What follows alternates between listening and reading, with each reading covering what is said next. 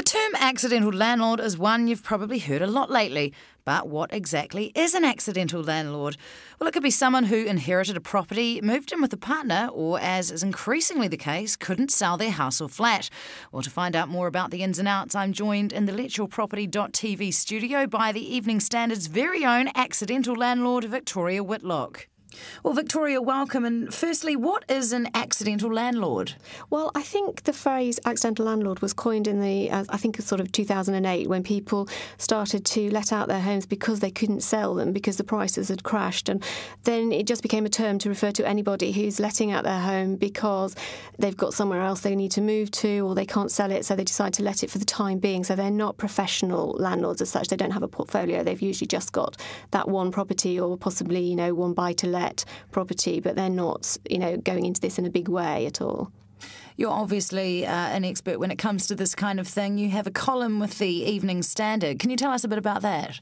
Yeah, that came about because I started out letting out my property. I went to move to France and I didn't want to sell it, actually. So it wasn't because prices had crashed, although they had, but I wanted to keep the property to have an option to come back. And I'd had a couple of nightmare tenants, and I decided that I'd like to let people know about the fact that it's not necessarily plain sailing. Sometimes it is, but you can, and if you don't sort of cross your T's and dot your I's, you can have a few problems. And so I approached the Standard and said I'd like to write about my experiences as a landlord.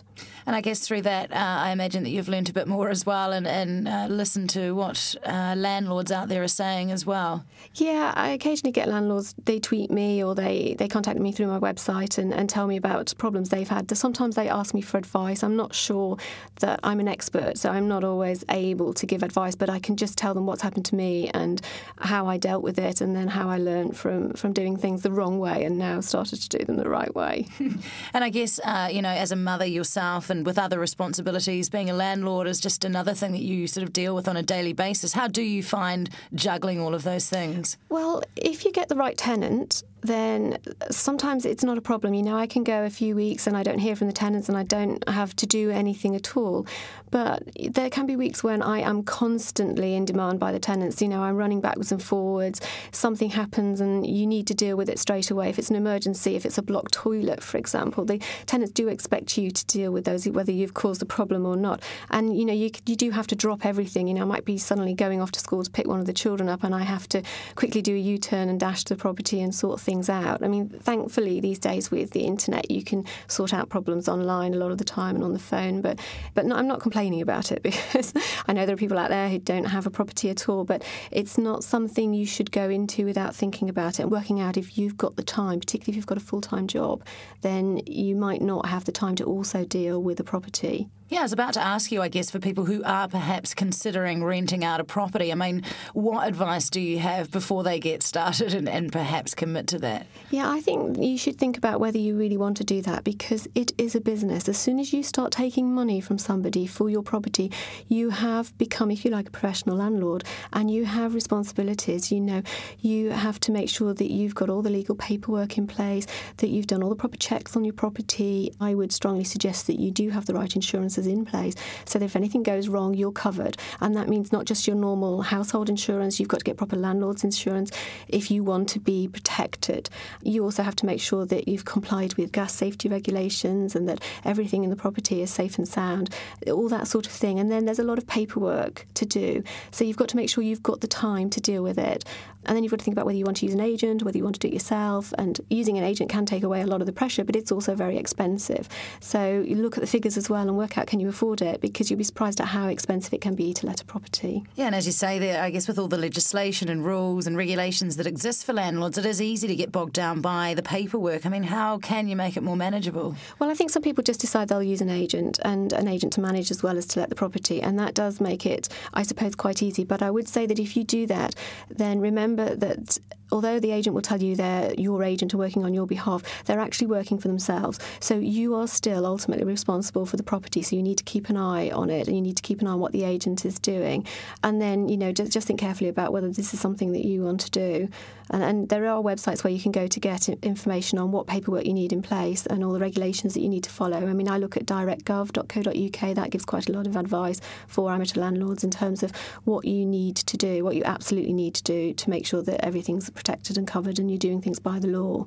Yeah, and I guess if you do decide to rent out a property and, you're trying to get tenants in, and I guess that's a big issue for first-time landlords as well as tenants and the ones that you get in, because they can sort of make or break everything for you. So how do you advertise your properties? How do you get the right tenants? Yeah, well, I think it's all about finding the right tenant. If you've got the right tenant in place, then it's plain sailing, really. I mean, there may be a few little maintenance issues and things, but if they're a good tenant, if they pay the rent and if they're nice to deal with, then that's crucial, really. That makes things a lot easier. So I prefer to find tenants myself. So I advertise online myself for tenants.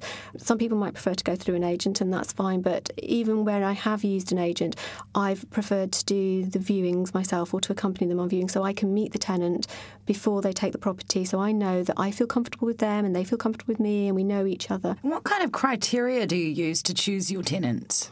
It depends on the property, because I've since renting out my home, I've also then acquired a couple of other properties. One of them is an ex-local authority property, so it suits groups of sharers. So I tend to look for young, single sort of guys or women who I think would be happy and comfortable in that property.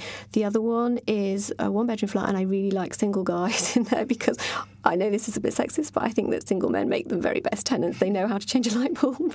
They don't complain when they get locked out in the early hours of the morning. They don't call me to help them get back in. So that's the sort of tenant that I look for, but that's probably going to get people ringing in and furious. And have you ever had any really bad experiences with tenants or in terms of renting a property? I've had a couple of tenants who've driven me round the bend. One who just complained the whole time, and another one who didn't pay her rent and didn't really see the need to pay the rent and then wouldn't move out of the property. So those are the two sort of what I call nightmares, but I think that's not bad compared to the problems that some people have had. And I think it's because I do like to check the tenants first, And I guess now that you're an experienced landlord and you've been doing this for a while, you're in a good position to judge how easy it is to be a landlord, or on the flip side, how difficult it is. I mean, what do you think?